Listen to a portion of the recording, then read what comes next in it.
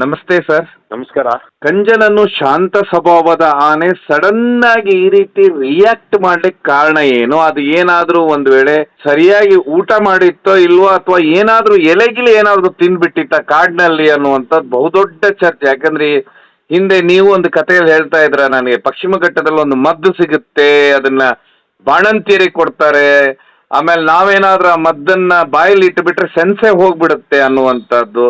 ಈ ರೀತಿ ಏನಾದ್ರೂ ಕಥೆಗಳಿರ್ತಾವ ಸರ್? ಯಾಕಂತ ಹೇಳಿದ್ರೆ ಅದಕ್ಕೆ ಮದ ಬಂದಿಲ್ಲ ಅಂತಾರೆ. ಮದ ಬಂದಿಲ್ಲ ಅಂದ್ರೆ ಆ ರೀತಿ ಒಮ್ಮೆಗ್ಲೆ ಚುಚ್ಲಿಕ್ಕೆ ಕಾರಣ ಏನ್ ಸರ್? 2 ತಿಂಗಳ ಹಿಂದೆ ಮತ ಬಂದಿತ್ತು, ಕಂಜನಿಗೆ ಬಂದಿತ್ತು. ಅದೇ ಭೀಮಿಗೆ ನವೆಂಬರ್ ತಿಂಗಳಲ್ಲಿ ಬಂದಿತ್ತು. ನಾನು ನಿನ್ನೆ 2 ದಿವಸ ಹಿಂದೆ ಹೋದಾಗ ನೋಡಿದಾಗ್ಲೂ ಇಳಿತಲೇ ಇತ್ತು, ಆ ದ್ರವ ಇಳಿತಿತ್ತು, ಕಪ್ಪು ದ್ರವ. ಅಂದ್ರೆ ನವೆಂಬರ್ ಅಂದ್ರೆ ಡಿಸೆಂಬರ್ 5 ತಿಂಗಳು 6 ತಿಂಗಳ ಹತ್ರ ಆದ್ರೂ ಬರ್ತಲೇ ಇದೆ. ಕಂಜನಿಗೂ ಅಲ್ಲಿ ಹೊರಗಡೆ ಇಳಿದಿಲ್ಲ ಅಂದ್ರೆ ಆ ಗ್ಲ್ಯಾಂಡ್ಸ್ ಇರ್ತದ, ಟೆಂಪರ್ ಗ್ಲ್ಯಾಂಡ್ಸ್ ಅಂತ, ಆ ಗ್ಲ್ಯಾಂಡ್ಸ್ ಊದಿರ್ಬಹುದು. ಎಲೆಗಳ ಬಗ್ಗೆ ಹೇಳ್ಬೇಕು ಅನ್ನೋದಾದ್ರೆ ನಮ್ಮ ಪಶ್ಚಿಮ ಘಟ್ಟ ಇಲ್ಲ ದಕ್ಷಿಣ ಭಾರತ ಇರ್ಬೋದು, ಒಟ್ಟಾರೆ ನಮ್ದು ಉಷ್ಣವಲಯ ನಮ್ಮ ದೇಶ.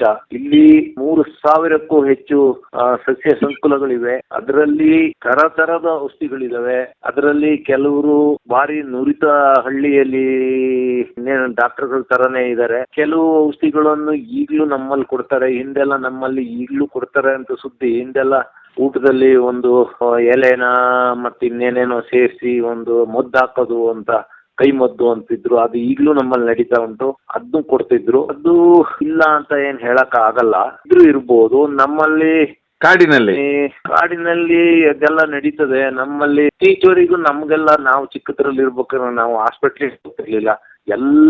ಎಲ್ಲಾ ಕಾಯಿಲೆಗಳಿಗೂ ಔಷಧಿ ನಮ್ಮಲ್ಲೇ. ನಮ್ಮ ನನಗೂ ಒಂದು 5-10 ತರಕ್ಕಿಂತ ಜಾಸ್ತಿ ಎಲೆಗಳು, ಗೆಡ್ಡೆಗಳು ಎಲ್ಲ ಗೊತ್ತು. ನಮ್ಮಲ್ಲೊಂದು ಇನ್ನೂ ಒಂದು ಗೆಡ್ಡೆ ಇದೆ. ಆ ಗೆಡ್ಡೆ ಎಷ್ಟು ಪಾಯ್ಸನ್ ಅಂದ್ರೆ, ನಮ್ಮಲ್ಲಿ ಯಾರಿಗಾರ ಅರ್ಜೆಂಟ್ ಸಾಯ್ಬೇಕು, ಇನ್ನೇನು ಹಗ್ಗನೂ ಸಿಕ್ಲಿಲ್ಲ, ಇಲ್ಲ ಯಾವ್ದಾರ ಕ್ರಿಮಿನಾಶಕನೂ ಸಿಕ್ಲಿಲ್ಲ ಅಂದ್ರೆ ಹೋಗಿದ್ದೆ ಆ ಗೆಡ್ಡೆ ಆಗೋದು ತಿಂದ್ಬಿಡ್ತಾರೆ. ತಿಂದವರು ಬದುಕಲೇ ಇಲ್ಲ ಇಷ್ಟವರೆಗೂ. ಬದುಕಿದ್ರೆ ಅಕಸ್ಮಾತ್ ಬದುಕಿಬಿಟ್ರೆ ಸ್ವಲ್ಪ ತಿಂದು ಅವ್ರ ತಲೆ ಕೂದಲು ಪೂರ್ತಿ ಉದುರಿ ಹೋಗ್ತದೆ, ಆಮೇಲೆ ಕೂದಲು ಬರ್ತದೆ. ನಾನು ಇದನ್ನ ಟೆಸ್ಟ್ ಮಾಡಕ್ಕೆ ಅಂತ ನನ್ನ ನಾಲ್ಗೆ ತುದಿಗೆ ಮುಡ್ಸ್ಕೊಂಡೆ ಆ ಗೆಡ್ಡೆನ. ಅದನ್ನ ಸ್ವಲ್ಪ ಕತ್ತರಿಸಿ ನನ್ನ ನಾಲಿಗೆ ತುದಿ ಒಂದು ಸುಮಾರು 15 ದಿವಸದವರೆಗೂ ಸ್ಪರ್ಶ ಜ್ಞಾನನೇ ಹೋಗಿತ್ತು, ಆಮೇಲೆ ಸರಿ ಆಯ್ತು. ಆಗಿರ್ಬೋದು, ಇಲ್ಲ ಅಂತ ಹೇಳಕ್ ಆಗೋದಿಲ್ಲ. ಯಾಕೆಂದ್ರೆ ದಕ್ಷಿಣ ಅಮೆರಿಕದ ಅಮೆಜಾನ್ ಕಾಡಲ್ಲಿ ಜರಾವಾ ಅನ್ನೋ ಒಂದು ಜನಾಂಗ ಇದೆ. ಅವರು ಅಲ್ಲಿ ಗಿಡಮೂಲಿಕೆಯಲ್ಲಿ ಒಂದು ಭಯಂಕರ ಪಾಯ್ಸನ್ ಅನ್ನು ತಯಾರಿಸ್ತಾರೆ. ಎಲೆಗಳನ್ನೇ ಅರ್ದು ಅದರದ ರಸವನ್ನ ಒಂದು ಮುಳ್ಳಿಗೆ ಅದನ್ನ ಹಾಕಿ ಬಿದಿರಿನ ಕೊಳವೆ ಒಳಗಿಟ್ಟು ಊದ್ತಾರೆ.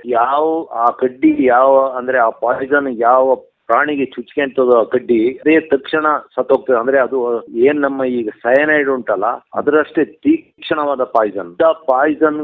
ಇಂಥ ಪಾಯ್ಸನ್ ಇರೋ ಸಸ್ಯಗಳು, ಮನುಷ್ಯರನ್ನು ಬದುಕಿಸೋ ಸಸ್ಯಗಳು ನಮ್ಮ ಪಶ್ಚಿಮ ಘಟ್ಟ ಮತ್ತೆ ನಮ್ಮ ದಕ್ಷಿಣ ಭಾರತದಲ್ಲಿ ಎಷ್ಟೋ ಇವೆ.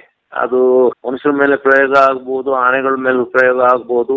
ಅದು ಯಾಕೆ ಅಂದ್ರೆ ನಮ್ಮ ಹಳ್ಳಿ ಜನರು ಭಾರಿ ಮುಂದುವರೆದರೆ ಈ ಔಷಧಿಗಳಲ್ಲಿ, ಇಂಥದ್ರಲ್ಲೆಲ್ಲ. ಇಲ್ಲ ಅಂತ ಯಾರು ತಲೆ ಹಾಕಕ್ಕಾಗಲ್ಲ. ಆದ್ರೆ ಒಂದು ಆನೆ ಇದ್ದಕ್ಕಿದ್ದಂಗೆ ಉದ್ರೇಕಗೊಳ್ಳೋದು, ಒಂದು ಆನೆ ಮಾತು ಕೇಳಟ್ಟಿಲ್ಲ, ಆದ್ರೆ ಅದಕ್ಕೆ ಮದನು ಬಂದಿಲ್ಲ, ನಿಂತೋಗಿದೆ ಅಂತಾರೆ. ಆದ್ರೆ 2 ತಿಂಗಳ ಹಿಂದೆ ಮಾತ್ರ ಮತ ಬಂದಿದ್ದು ಸತ್ಯನೇ. ಅದು ಈಗ ಹೊರಗಡೆ ಬರ್ಲಿಲ್ಲ ಅಂದ್ರೆ ಒಳಗಡೆ ಇದ್ರೂ ಇರ್ಬೋದು, ಅದ್ ನಂಗೆ ಗೊತ್ತಿಲ್ಲ. ಆದ್ರೆ ಅದು ಇಲ್ಲ ಅಂತ ನಾವು ತಲೆ ಹಾಕಕ್ ಆಗಲ್ಲ. ಇಂದು ಪಾಪದ ಮುಗ್ಧ ಜೀವಿ ಅದು. ಅದರದ ಇಡೀ ಕುಟುಂಬ ಎಲ್ಲ ಬಿಟ್ಟು ಎಲ್ಲೋ ಸ್ವಚ್ಛಂದವಾಗಿ ನಮ್ಮ ಸಕಲೇಶ್ಪುರ ಭಾಗ, ಆ ಕಡೆ ಕೊಡಗಿನ ಭಾಗದಲ್ಲಿ ಹೇಮಾವತಿ ನದಿ, ಆ ಕಡೆ ಕಾವೇರಿ, ಇಲ್ಲೆಲ್ಲ ಓಡಾಡಿಕೊಂಡು ಆರಾಮಾಗಿದ್ದ ಆನೆನ ಸುಮ್ಮನೆ ಒಂದು ಲೆಕ್ಕ ಜಮ್ಮ, ಯಾರನ್ನೂ ಸಾಯಿಸ್ಲಿಲ್ಲ, ಯಾರನ್ನೂ ಏನ್ ಮಾಡ್ಲಿಲ್ಲ. ಆ 2014ರಲ್ಲಿ ಒಂದು 24 ಆನೆ ಹಿಡಿಬೇಕು ಅಂತ ಹೇಳಿ ಒಂದು ಆರ್ಡರ್ ತಂದು ಸುಮ್ಮನೆ ಒಂದು ಲೆಕ್ಕ ಜಮಾ ಮಾಡಕ್ಕಾಗಿ ಆ ಪಾಪದ ಆನೆನ ಹಿಡಿದು ಅದನ್ನ ಈಗ ದೊಡ್ಡ ಇಂಡಿಯಾದಲ್ಲಿ, ಇಡೀ ಹೊರದೇಶದಲ್ಲಿ ಎಲ್ಲ ಒಂದು ಖಳನಾಯಕನ್ ಮಾಡಿರು. ಅದ್ರ ಹಿಂದೆ ಏನೋ ಒಂದು ಷಡ್ಯಂತ್ರ ಇದೆ ಮಾತ್ರ. ಅದರಲ್ಲಿ ಕೈಮದ್ದು ಇರ್ಬೋದು, ಇಲ್ಲ ಬೇರೆ ಇರ್ಬೋದು, ಏನೋ ಇದೆ. ನಾನು ಸುಲಭಗೆ ನಾನು ಯಾರು ಏನು ಒಪ್ಪಿರು ಏನ್ ಹೇಳಿರು ನಾನು ಒಪ್ಪಲ್ಲ. ಯಾಕಂದ್ರೆ ಒಂದು ಆನೆ ಇದ್ದಕ್ಕಿದ್ದಂಗೆ ಆ ತರ ಉದ್ರೇಕಗೊಳ್ಳಕ್ಕೆ ಅಲ್ಲಿ ಯಾವ ಹೆಣ್ಣಾನೇನು ಹೀಟಿಗೆ ಬಂದ ಹೆಣ್ಣಾನೇನು ಇರ್ಲಿಲ್ಲ, ಯಾವೂ ಇರ್ಲಿಲ್ಲ. ಸರ್ ಇಲ್ಲಿ ಏನಂತ ಹೇಳಿದ್ರೆ ಈಗ ಇವತ್ತಿನ ಬಹುದೊಡ್ಡ ಚರ್ಚೆ ಅಂತ ಹೇಳಿದ್ರೆ 27 ಆನೆಗಳು ದುಬಾರೆ ಕ್ಯಾಂಪ್ ಅಲ್ಲಿ ಇದಾವೆ. ಆ 27 ಹೆಣ್ಣಾನೆ ಇದಾವೆ. ಹೀಗಾಗಿ ಮದ ಬಂದಂತ ಆನೆಗಳಿಗೆ ಹೆಣ್ಣಾನೆ ತುಂಬಾ ಅವಶ್ಯಕತೆ ಇರುತ್ತೆ. ಆದ್ರೆ ಇದ್ರ ಬಗ್ಗೆ ಯಾವತ್ತೂ ರಾಜ್ಯ ಸರ್ಕಾರ ಇರ್ಬೋದು ತಲೆ ಕೆಡಿಸ್ಕೊಳ್ತಾ ಇಲ್ಲ. ಎಲ್ಲಾ ಕ್ಯಾಂಪ್ಗಳಲ್ಲೂ ಎಷ್ಟು ಗಂಡಾನೆಗಳಿರ್ತಾವ ಅಷ್ಟೇ ಹೆಣ್ಣಾನೆಗಳನ್ನು ಇಡಬೇಕು ಅನ್ನುವಂಥದ್ದು ಇಲ್ಲ. ಹೀಗಾಗಿ ಈ ರೀತಿಯ ಘಟನೆ ನಡೀತು, ಅದು ಉದ್ರೇಕಗೊಂಡು ದಾಳಿ ಮಾಡ್ತು ಅನ್ನುವಂಥದ್ದು ಈಗ ಎಕ್ಸ್ಪರ್ಟ್ಸ್ ಗಳು ಹೇಳ್ತಾ ಇದ್ದಾರೆ ಸರ್. 27 ಗಂಡಾನೆಗಳು 1-2 ಹೆಣ್ಣಾನೆಗಳಿದಾವೆ ಬಿಟ್ರೆ ಇಲ್ಲಿ ಪ್ರತಿ ಸತಿನೂ ಈಗ ನೋಡಿ ಮೊನ್ನೆ ಹತ್ತಿಗೋಡಿಗೆ ಹೋದಾಗ ಅಭಿಮನ್ಯು ಮದ ಬಂದಿತ್ತು. ಅಭಿಮನ್ಯುಗೆ ಒಂದು ಹೆಣ್ಣಾನೆನ ಇವರಿಗೆ ಒಂದು ಹೆಣ್ಣಾನೆ ವ್ಯವಸ್ಥೆ ಮಾಡಕ್ ಆಗಿಲ್ಲ. ಹೆಣ್ಣಾನೆಗಳ ಸಂಖ್ಯೆ ತೀರಾ ಕಡಿಮೆ ಇದೆ. ಅವು ಎಲ್ಲೆಲ್ಲೋ ತಗೊಂಡೋಗಿ ಬಿಸಾಕಿದ್ದಾರೆ.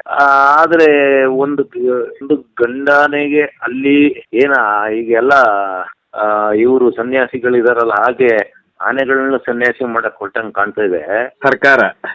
ಈ ಸರ್ಕಾರ ಇಲ್ಲ ಗುರುಗಳನ್ನೇ ಮಾಡಕ್ ಹೊರಟಿದೆ. ಮೊದ್ಲು ಹೆಣ್ಣಾನೆಗಳನ್ನ ಒಂದ್ ಸ್ವಲ್ಪ ತಂದು ಬಿಡಿ. ಇಲ್ಲ ಅಂದ್ರೆ ನಮ್ಮ ಸಕಲೇಶ್ಪುರ ಭಾಗದಲ್ಲಿ ಸುಮಾರು 15-20 ಹೆಣ್ಣಾನೆಗಳಿವೆ. ಅದು ಎಲ್ಲ ಮೇಜರ್ ಆಗಿರೋ ಹೆಣ್ಣಾನೆಗಳು. ಒಂದು 10 ಆನೆ ತಂದು ಅಲ್ಲಿಗೆ ಹಿಡಿದು ದುಬಾರಿಗೆ ತಂದು ಬಿಡಿ. ಅಲ್ಲಿ ಸುಮ್ಮನೆ ಯಾವ್ದಾವ್ದೋ ಆನೆಗಳನ್ನ ಯಾವ್ದೋ ಕೋರೆ ಇಲ್ಲದ ಯಾಕೊಂಡ್ ಬರ್ತಾ ಇದೀರಲ್ಲ. ಎಷ್ಟು ಈಗ ಇದರಲ್ಲಿ 27 ಆನೆ ಗಂಡಾನೆಗಳಿಗೆ ಕಡಿಮೆ ಅಂದ್ರೆ ಒಂದು 10 ಹೆಣ್ಣಾನೆಗಳಿರ್ಬೇಕಲ್ಲ. ಅಲ್ಲಿ ಇರೋದೇ 2 ಹೆಣ್ಣಾನೆ. ಅದರಲ್ಲಿ ಒಂದು ಇನ್ನು 10 ವರ್ಷ 11 ವರ್ಷದ ಬಾಲಕಿಯರು. ಅದ್ರಿಂದ ಹಂಗಾಯ್ತು ಅನ್ನಕ್ಕೆ ಹೆಣ್ಣಾನೆ ಬರ್ಬೇಕಲ್ಲ. ಹೆಣ್ಣಾನೆ 80 ಬರ್ಬೇಕಲ್ಲ. ಇಲ್ಲ ಅಂದ್ರೆ ಗಂಡಾನೆಗಳಿಗೆ ಇನ್ನೊಂದು ಗಂಡಾನೆ ಮೇಲೆ ಯಾಕೆ ಸಿಟ್ಟು ಬರ್ತದೆ? ಗಂಡಾನೆ ಆನೆ ಕಾರ್ಯಾಚರಣೆಗೆ ಹುಲಿ ಓಡಿಸೋದಕ್ಕೆ ತಗೊಂಡು ಹೋಗ್ಬೋದು, ದಸರಾಗ್ ಬಳಸಬಹುದು. ಹೆಣ್ಣಾನೆಗಳು ಉಪಯೋಗ ಇಲ್ಲ ಅನ್ನುವಂಥದ್ದೇ ಸುಮಾರು ತಜ್ಞರು ಹೇಳ್ತಾ ಇದ್ದಾರೆ. ತಮ್ಮ ಏನ್ ಸರ್ ಒಪಿನಿಯನ್ ವಿಕ್ರಮ್ ಗೌಡ್ರೆ? ಆನೆಗಳು ಅದರಲ್ಲೂ ಗಂಡಾನೆಗಳು ಈ ರೀತಿ ಉದ್ರೇಕಗೊಳ್ಳಕ್ಕೆ ಕಾರಣ ಅದರಲ್ಲೂ ಮದ ಬಂದಾಗ ಹೆಣ್ಣಾನೆ ಸಿಕ್ತಿಲ್ದಾಗ ಅವುಗಳು ಜಾಸ್ತಿ ಉದ್ರೇಕಗೊಳ್ಳೋದು, ಇಲ್ಲ ಮನುಷ್ಯರ ಮೇಲೆ, ಇಲ್ಲ ಕಾವಡಿ ಮೇಲೆ, ಮಾವತರ ಮೇಲೆ ದಾಳಿ ಮಾಡಕ್ಕೆ, ಇಲ್ಲ ಪಕ್ಕದ ಆನೆ ಮೇಲೆ ದಾಳಿ ಮಾಡಕ್ಕೆ ಕಾರಣ ಹೆಣ್ಣಾನೆಗಳಿಲ್ದಲೆ. ಹೆಣ್ಣಾನೆ ಈಗ ನೋಡಿ ದಸರಾದಲ್ಲಿ ಹೋಗ್ತಾ ಇರ್ಬೇಕಾದ್ರೆ ದಸರಾದಲ್ಲಿ ಮೆರವಣಿಗೆಯಲ್ಲಿ ಅಭಿಮನ್ಯ ಎಡ ಬಲ ಪಕ್ಕದಲ್ಲಿ 2 ಹೆಣ್ಣಾನೆ ಬಿಡ್ತಾರೆ. ಕಾರಣ ಏನು? ಆನೆ ಅದಕ್ಕೆ ಒಂಥರ ಉದ್ರೇಕಗೊಂಡಾಗ ಇಲ್ಲ ಇನ್ನೇನಾರ ಸಮಸ್ಯೆಗಳಾದಾಗ ಹೆಣ್ಣಾನೆಗಳು ಸೊಂಡ್ಲಲ್ಲಿ ಮುಟ್ಟಿ ಅವಕ್ಕೆ ಒಂದು ಹೆಣ್ಣಾನೆ ಒಂದು ಹೆಣ್ಣಿದ್ರೆ ಅವು ಯಾವುದೇ ಪ್ರಾಣಿ ಆಗ್ಲಿ ಅವು ಸ್ಮೂತ್ ಆಗಿ ವರ್ತಿಸ್ತವೆ. ಆಮೇಲೆ ಏನೇ ಸಿಟ್ಟು ಬಂದ್ರು ಶಾಂತ ಆಗ್ತವೆ. ಅದೇ ಕಾರಣ ಇಲ್ಲೂ ಅಷ್ಟೇ. ಇಲ್ಲಿ 27 ಗಂಡಾನೆಗಳನ್ನ ತಂದು ಅವು ಮದ ಬಂದ್ರು ತಗೊಂಡ್ ಹೋಗೋದು, ಅಲ್ಲಿ ಆನೆ ಹಿಡಿಯಕ್ಕೂ ಸೂಲಿ ಹಿಡಿಯಕ್ಕೂ ತಗೊಂಡ್ ಹೋಗೋದು, ಇದೆಲ್ಲ ಸರಿ ಇಲ್ಲ. ನಾವು ಹೇಳೋದು ಅದೇ ವಿಚಾರನೇ. ನಾನು ಹೇಳೋದು ಅದೇ ವಿಚಾರ. ಪ್ರತಿ ಒಂದು ಆನೆ ಕ್ಯಾಂಪಲ್ಲೂ ಕಡಿಮೆ ಅಂದ್ರು ಒಂದು 5-10 ಹೆಣ್ಣಾನೆಗಳು ಇರ್ಲೇಬೇಕು ಅಂತ ಹೇಳಿದ್ರೆ ಸರ್. ಈಗಾದ್ರೂ ಸ್ವಲ್ಪ ಚೇಂಜ್ ಆಗಿದೆ. ಮೊದಲು ಏನಂತ ಹೇಳಿದ್ರೆ ದೇವಸ್ಥಾನಗಳು ಏನಿದಾವಲ್ಲ ಸರ್, ಈ ದೇವಸ್ಥಾನಗಳ ಮುಂದೆ ಒಂದೊಂದು ಆನೆನ ಕಟ್ಟಿ ಹಾಕ್ಬಿಡೋರು. ಅದಕ್ಕೆ ಯಾವ ಸಂಗಾತಿನೂ ಇಲ್ಲ. ಅಥವಾ ಗಂಡಿದ್ರೆ ಗಂಡನ್ನ ಕಟ್ಟಿ ಹಾಕೋರು, ಹೆಣ್ಣಿದ್ರೆ ಹೆಣ್ಣನ್ನ ಕಟ್ಟಿ ಹಾಕ್ಬಿಡೋರು.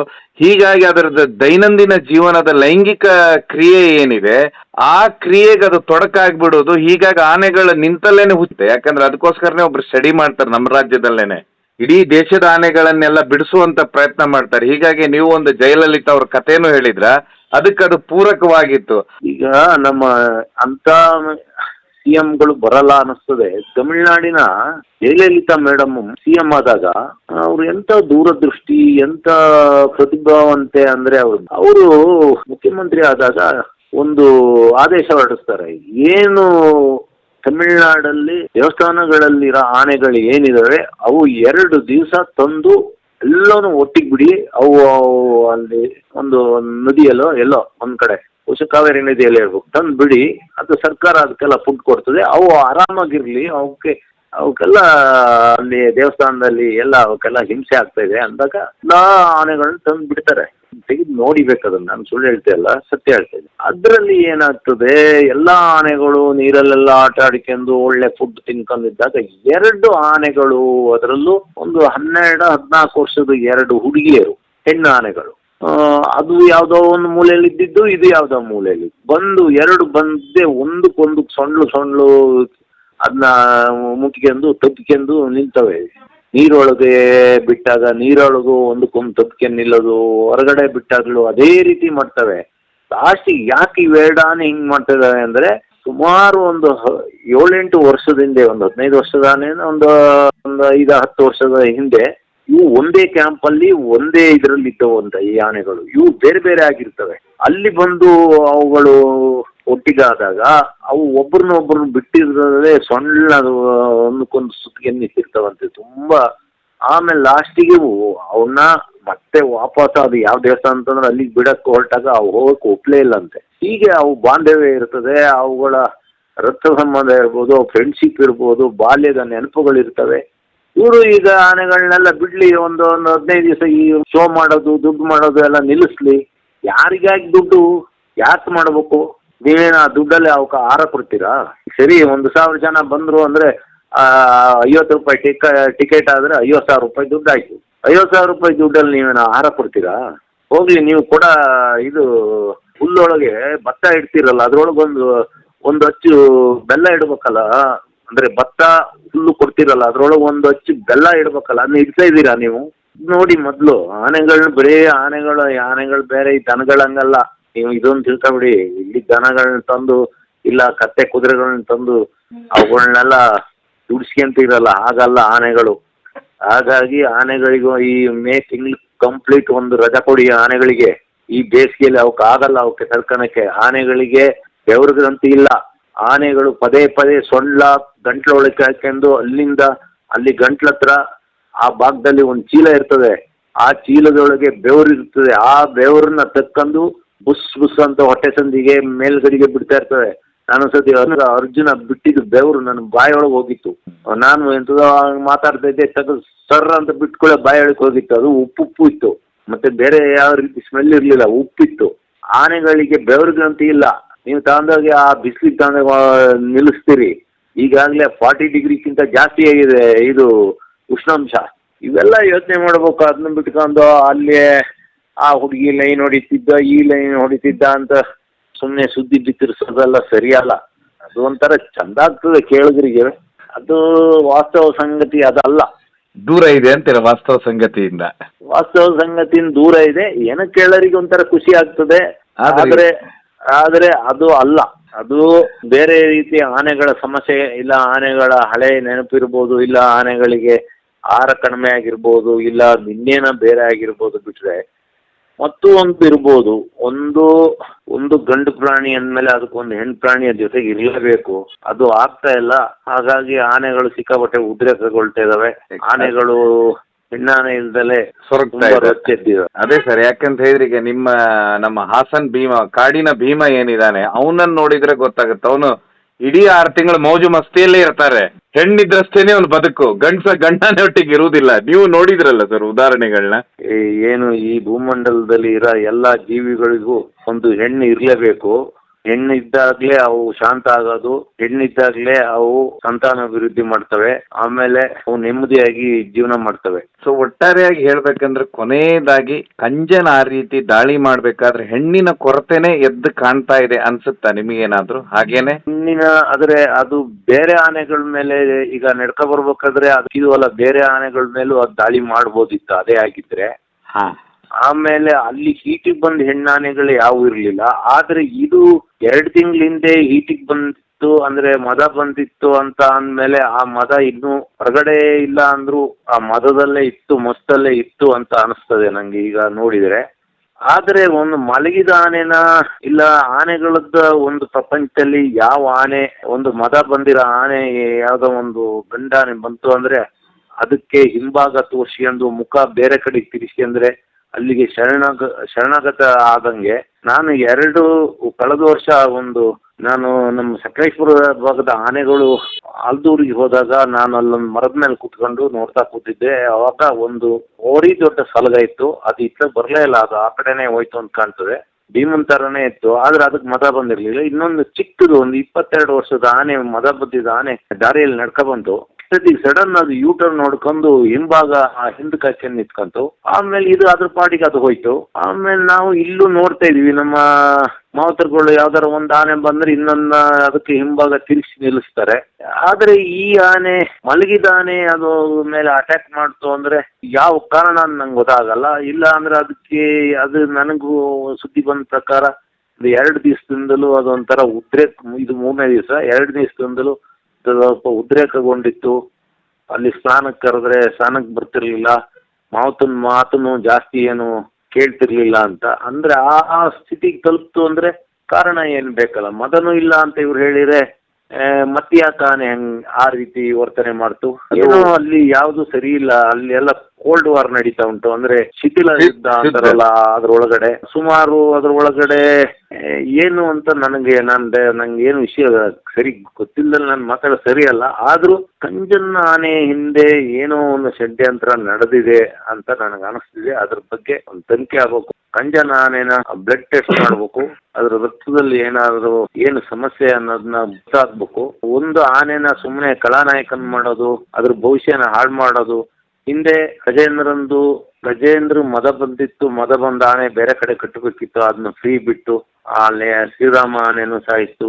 ಮಾವತನು ದೂಕಿ ಕೂಡ ಅವನು ಬಿಚ್ಚೋದ. ಆಮೇಲೆ ಅದನ್ನ ಏನೇನ್ ಮಾಡಿದ್ರು ಅಂತ ಎಲ್ಲದ್ರಿಗೆ ಗೊತ್ತಿದ್ದ ವಿಚಾರ. ಇದನ್ನ ಕಂಜನ್ನು ಆ ತರ ಮಾಡಬಾರದು. ಯಾಕೆಂದ್ರೆ ಕಂಜನ್ ಒಂದು ಬಲಿಷ್ಠ ಆನೆ, ಸುಮಾರು ಒಂದು 10 ಅಡಿ ಹೈಟ್ ಇರ್ಬೋದು. ಅದರ ಸುಂದರವಾದ ಕೋರೆಗಳು. ಆಮೇಲೆ ಇಷ್ಟವರೆಗೂ ಬೇರೆ ಆನೆಗಳ ಹತ್ರ ಅದು ಪೆಟ್ಟು ತಿಂದಿರೋದ್ ಬಿಟ್ರೆ ಅದು ಯಾವ ಬೇರೆ ಆನೆಗಳ ಮೇಲೆ ದಾಳಿ ಮಾಡ್ಲಿಲ್ಲ. ಹೋದ್ ಸತಿ ಅಲ್ಲ, ಕಳೆದ ಸತಿಯನ್ನ ಅದರಿಂದ ಸತಿಯನ್ನ ದಸರಾದಲ್ಲಿ ಬಲರಾಮ ಅಲ್ಲ ಧನಂಜಯ ಆನೆಯನ್ನ ಅಟ್ಟಾಡಿಸಿ ರೋಡಲ್ಲೆಲ್ಲ ಹೊಡಿತು. ಒಂದು ಒಳ್ಳೆ ಆನೆಗೆ ಅದ್ರ ಭವಿಷ್ಯನೇ ಹಾಳಾದಂಗ ಆಗ್ತದೆ. ಹಾಗಾಗಿ ಕಂಜನ ಆನೆನ ಇನ್ನು ಗಮನಿಸೋದು ಒಳ್ಳೇದು. ಅದಕ್ಕೆ ಯಾಕೆ ಹಿಂಗ್ ಮಾಡ್ತು ಅನ್ನೋದ್ರ ಬಗ್ಗೆ ತನಿಖೆನೇ ಆಗ್ಬೇಕು.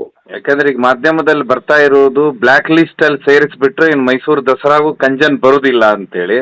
ತುಂಬಾ ವಿಚಿತ್ರ ಅಂದ್ರೆ ಅದು ಕ್ಯಾಂಪಿಗೆ ಬಂದು 11 ವರ್ಷ ಆಗಿದೆ ಸರ್. ಯಾವ್ದು ಕಂಜನ್ ಆನೆ ಸೀನಿಯರ್ ಆನೆ ಅದು 2014ರಲ್ಲಿ ಯಡಲೂರು ಭಾಗದಲ್ಲಿ ಅಲ್ಲೊಂದು ನಿರ್ಮಾ ಎಸ್ಟೇಟ್ ಅಂತ ಇದೆ. ತಗೊಂಡಿದ್ದು ಒಂದು 150-200 ಎಕರೆ ತೋಟದಲ್ಲಿ. ಈ ಆನೆ ನಾನು ವೆಂಕಟೇಶಣ್ಣ ನಡ್ಕೊಂಡು ಹೋದಾಗ ರೋಬಸ್ಟರ್ ತೋಟದೊಳಗೆ ದನಗಳು ಮಲಗಿದಂಗೆ ಉದ್ದುದ್ದು ಸುಮಾರು ಮಲಗಿದ್ದು. ಅವಾಗ ಮಲಗಿದ್ದು ಇದಕ್ಕೆ ಡಾಟ್ ಮಾಡ್ತಾರೆ. ಅಲ್ಲಿಂದ 2 ಕಿಲೋಮೀಟರ್ ಓಡೋಗಿ ಆಮೇಲೆ ಇದನ್ನ ಹಿಡಿದು ಕಳಿಸಿದ್ದು ಈ ಕಂಜನ್ನ. ಅವಾಗ ಚೆಟ್ಟಿಯಪ್ಪ ಡಾಕ್ಟ್ರು ಇವರೆಲ್ಲ ಇದ್ರು. ಅವಾಗಿಂದ ಇದನ್ನ ಮೂಲೆ ಗುಂಪು ಆಗಿತ್ತು. ಇತ್ತೀಚೆಗೆ ಅದನ್ನ ಒಳ್ಳೆ ಹೆಸರು ತಗಂತ ಇತ್ತು. ನಂಗೆ ಅನಿಸ್ತಿದೆ ಏನೋ ಒಂದು ಆಗ್ಬಾರದು, ಒಂದು ಅದ್ರ ಮೇಲೆ ಏನೋ ಒಂದು ಪ್ರಯೋಗ ಆಗಿದೆ. ಒಂದು ಆನೆ ಈ ತರ ಉದ್ರೇಕ, ಅದರಲ್ಲೂ ನಮ್ಮ ಇಂಡಿಯಾದ ಆನೆಗಳು ಅಲ್ಲ, ಕರ್ನಾಟಕದ ಆನೆಗಳು, ಕೇರಳ ಆನೆಗಳು ಬಿಡಿ, ಅದು ಬೇರೆ. ಅಲ್ಲಿ ಎಲ್ಲ ಹೋಗ್ತವೆ ದೇವಸ್ಥಾನ, ಅಲ್ಲೆಲ್ಲ ಯಾವನ ಮಾತನ್ನು ಕೊಲ್ತವೆ, ಇನ್ನೇನೋ ಮಾಡ್ತವೆ. ಆದ್ರೆ ಇದೊಂದು ಸೌಮ್ಯ ಸ್ವಭಾವದ ಆನೆ. ಇದು ಭಾರಿ ಪಾಪದ ಆನೆ. ನಾನು ಇದ್ರ ಜೊತೆ ಸುಮಾರು ಸರಿ ನಡ್ಕೊಂಡು ಹೋಗಿದ್ದೀನಿ. ಇದು ಅಲ್ಲಿ ಕಾಡಲ್ಲೂ ಅಷ್ಟೇ, ಯಾವ ಆನೆ ಬಂದ್ರು ಕೇರ್ ಮಾಡ್ತಿರ್ಲಿಲ್ಲ. ಕಿವಿ ಅಗಲಿಸಿ ನಿಂತ್ಕೊಂತಿತ್ತು, ಮತ್ತೆ ಹೇಳ್ದಂಗೆ ಕೇಳ್ತಿತ್ತು. ಎಷ್ಟಂಗೆ ಹಿಂಗಾಯ್ತು ಅಂದ್ರೆ ನನಗೆ ನಂಬಕ್ ಆಗ್ತಾ ಇಲ್ಲಪ್ಪ. ಕೆಲವು ಆನೆಗಳು ಜೋರಿದಾವೆ. ಈಗ ನಮ್ಮ ಕೆಲವು ಆನೆಗಳು ಸ್ವಲ್ಪ ಸಿಟ್ಟಿನ ಆನೆಗಳು ಇದಾವೆ. ಅವು ಯಾವ ಅಂತ ಹೆಸರು ಹೇಳಲ್ಲ ನಾನು. ಅಂತ ಆನೆಗಳಾದ್ರೆ ಅದಕ್ಕೆ ಏನೋ ಸಿಟ್ಟು ಬಂತು ಪಾಪ, ಅದು ಮೂಗಿನ ಮೇಲೆ ಸಿಟ್ಟು ಅಂತ, ಶಾರ್ಟ್ ಟೆಂಪರ್ ಅಂತಾರೆ, ಆ ತರ ಅಂತ. ಅರ್ಜುನ ಒಂದ್ಸತಿ ನನ್ನ ಮೇಲೆ ಅಟ್ಯಾಕ್ ಮಾಡಕ್ ಬಂದಿತ್ತು. ಒಂದು ಹೊರೆ ಕಬ್ಬು ಹಾಕಿದ್ರು ನಾನು ಹತ್ರಕ್ಕೆ ಹೋದ ಕೂಡ ಒಂದ್ಸತಿ ಸೊಂಡ್ಲು ಬೀಸಿತ್ತು. ಆಮೇಲೆ ಮಾವುತ ಹೇಳದ, ಇದು ಯಾರನ್ನು ನಂಬೋದಿಲ್ಲ ಸಾರ್, ದೂರದಲ್ಲಿರಿ ಅಂತ. ಅದೇ ನಾನು ಅಭಿಮನ್ಯು ಹತ್ರ ಹೋದಂಗೆ ಹೋಗಿ ಹಂಗ ಆದ್ರೆ ಈ ಆನೆ ಇಲ್ಲಪ್ಪ. ಅದು ಈಗ ಮುಂದಿನ ಅದ್ರದ್ದು ಈ ವರ್ತನೆಯನ್ನು ನೋಡ್ಬೋದಲ್ಲ. ಹೀಗಾಗಿ ಇದರ ನೀವಂತೀರ ರಕ್ತ ಟೆಸ್ಟ್ ಆಗ್ಬೇಕಂತಾರೆ. ಯಾಕಂದ್ರೆ ಈಗ ಸತ್ತಾನೆದಂದು PM ಮಾಡಿರ್ತಾರೆ ಇವರು, ಜಯಮಾರ್ತಾಂಡ ಅಂದು. ಆದ್ರೆ ಈಗ ದಾಳಿ ಮಾಡಿದಾನೇದು ಯಾವ್ದು ಟೆಸ್ಟ್ಗಳಾಗುದಿಲ್ಲ. ನೀವು ಟೆಸ್ಟ್ ಆಗ್ಬೇಕಂತೀರ, ಅರಣ್ಯ ಮಂತ್ರಿಗಳಿಗೆ ಒತ್ತಾಯ ಮಾಡ್ತೀರಾ ಸರ್? ಹೌದು, ಇದು ಈಗ ಒಂದು ಉನ್ನತ ಮಟ್ಟದ ಒಂದು ತನಿಖೆನೇ ಆಗ್ಬೇಕು. ಅದ್ರದ ಯಾಕೆ ಒಂದು ಆನೆ 2 ದಿವಸದಿಂದ ಉದ್ರೇಕಗೊಳ್ತು? ಅದು ಮದ ಇಲ್ಲ ಅಂತ ಹೇಳಿದ್ಮೇಲೆ, ಮದ ಇದ್ರೆ ಬಿಡಿ, ಇದು ಮಾಮೂಲಿ. ಇದು ಮದ ಇದೆ ಅಂದ್ರೆ ನಾನು ಸಂಜನ ಅದಕ್ಕೆ ಗೊತ್ತಾಗ್ದಲೆ ಮಾಡಿದೆ. ಆನೆ ಮದ್ದಾನೆ ದಡ್ಡ ಆಗಿರ್ತದೆ, ಅದಕ್ಕೆ ಸಿಟ್ಟು ಜಾಸ್ತಿ ಇರ್ತದೆ. ಅದರದ ಪೂರ್ತಿ ಅದರ ಯೋಚನೆ, ಅದು ಆಹಾರ ಕಡಿಮೆ ತಿಂತದೆ. ಆಮೇಲೆ ಅದರದ ಯೋಚನೆ ಪೂರ್ತಿ ಒಂದು ಹೆಣ್ಣಾನೆ, ಹೆಣ್ಣಿನ ವ್ಯಾಮೋಹಕ್ಕೆ ಬಯಸ್ತದದು. ಹೆಣ್ಣಿನ ಜೊತೆ ಅದು ಮಿಲನ ಆಗಕ್ ನೋಡ್ತಾ ಇರ್ತದೆ. ಅದು ಪ್ರಕೃತಿ ಕೊಟ್ಟ ಒಂದು ವರ ಅದಕ್ಕೆ. ಹಾಗಾಗಿ ಆಗ ಏನಾರ ಮದ ಮಾಡಿದ್ರೆ ಅದು ಕರೆಕ್ಟ್, ಅದು ಆನೆ ಅಂತ ಹೇಳ್ಬೋದು. ಮದನೂ ಇಲ್ಲ ಅಂತಾರೆ. ಆನೆ ಇಲ್ಲ, ಮದ ಇಲ್ಲದ ಮೇಲೆ ಯಾಕೆ ಆನೆ ಒಂದು ಸುಮ್ಮನೆ ಆ ರೀತಿ ಅಟ್ಯಾಕ್ ಮಾಡ್ತದೆ? ಹೀಗಾಗಿ ಅರಣ್ಯ ಮಂತ್ರಿಗಳು ಇದ್ರ ಬಗ್ಗೆ ಗಮನ ಹರಿಸಿ ತನಿಖೆ ಮಾಡಿಸ್ಬೇಕು. ಒಂದು ಉನ್ನತ ಒಂದು ತನಿಖೆ ಮಾಡಬೇಕು. ಇಲ್ಲೆಲ್ಲ ಹೇಗೆ ಯಾವ್ದಾವ್ದೋ COD ತನಿಖೆ ಅಂತ ಮಾಡ್ತಾರಲ್ಲ ಅದೇ ರೀತಿ ಮಾಡಬೇಕು. ಅದು ಬ್ಲಡ್ ಟೆಸ್ಟ್ ಮಾಡಿಸ್ಬೇಕು. ಅದ್ರ ಮಾನಸಿಕ ಅಧ್ಯಯನ ಮಾಡಿಸ್ಬೇಕು ಅಂತೀರಾ, ಮಾನಸಿಕವಾಗಿ ಅದ್ರದ್ದು? ಹೌದು. ಸನ್ಮಾನ್ಯ ಶ್ರೀ ಖಂಡ್ರೆ ಸಾಹೇಬ್ರೆ, ಅವಾಗಿಂದ ಇದು ಯಾರಿಗೂ ಏನು ತೊಂದರೆ ಕೊಟ್ಟಿಲ್ಲ. ಇದಕ್ಕೆ ಒಂದು ತನಿಖೆನೂ ಆಗ್ಬೇಕು. ಇದು ಯಾಕೆ ಹೀಗೆ ವರ್ತನೆ ಮಾಡ್ತು, 2-3 ದಿವಸದಿಂದ ಯಾಕೆ ವಿಚಿತ್ರ ಆಗಿ ಆಡ್ತಾ ಇತ್ತು ಅನ್ನೋದನ್ನು ನೀವೊಂದು ತನಿಖೆ ಮಾಡಬೇಕು ಅಂತ ಹೇಳಿ ಕೇಳ್ಕೊಳ್ತಾ ಇದ್ದೀನಿ.